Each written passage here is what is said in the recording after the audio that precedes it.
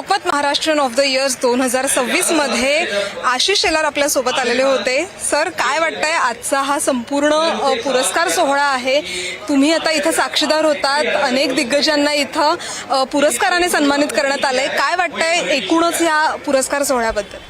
नाही, पुरस्कार सोहळा त्यातल्या पुरस्कारार्थींचं मी पहिल्यांदा अभिनंदन करतो आणि आयोजक म्हणून लोकमत ग्रुपचं त्रिवार अभिनंदन, कारण हा पुरस्कार निर्विवाद आहे, हा निष्पक्ष आहे, हा निर्लेप आहे आणि म्हणून या पुरस्काराचं महत्व जास्त आहे. आणि ज्यांना मिळालंय ती सर्व मंडळी इतकं आपल्या क्षेत्रामधली मोठी आहेत की त्या सगळ्यांमधनं खरं तर अजून पुरस्कारार्थी निवडणं ही मोठी काय म्हणू त्याला कठीण परिस्थिती होती, ज्यात ज्युरी म्हणून काम करण्याची मला संधी मिळाली आणि म्हणून मला वाटतं या पुरस्कारातली माझी सहभागिता म्हणून अविस्मरणीय आहे.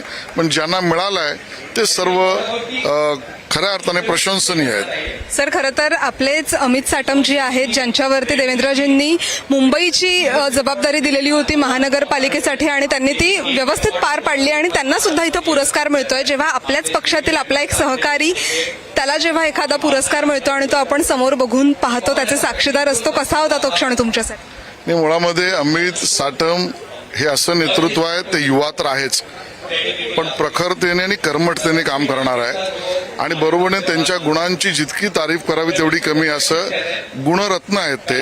आणि त्यामुळे त्यांना मिळालेला अवॉर्ड हा नैसर्गिक त्यांचा हक्क होता आणि तो हक्क लोकमतने दिला. त्यामुळे भारतीय जनता पक्षाकडून सुद्धा मी लोकमतचा धन्यवाद व्यक्त करतो. सर, खरं तर आज मुलाखत होणार आहे, स्वतः देवेंद्र फडणवीस आणि एकनाथजी आहेत, नेते आणि अभिनेते अशी ही मुलाखत रंगणार आहे.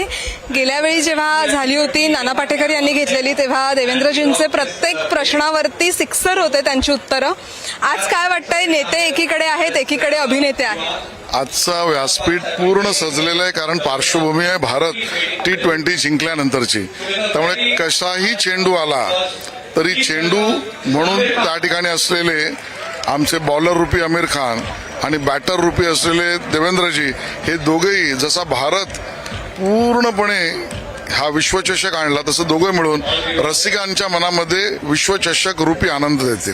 सर, तुम्ही ज्युरी होतात या सगळ्या पुरस्कार सोहळ्याचे, काय वाटतंय, मंत्रिमंडळात काम करणं सोपं आहे की ज्युरी म्हणून इथं काम करणं सोपं आहे? नाही, कठीण तर दोन्हीकडे आहे, पण इथे स्वाभाविकता या एवढ्या चांगल्या लोकांमधून एक निवडणं खूप मनावर दडपण होतं.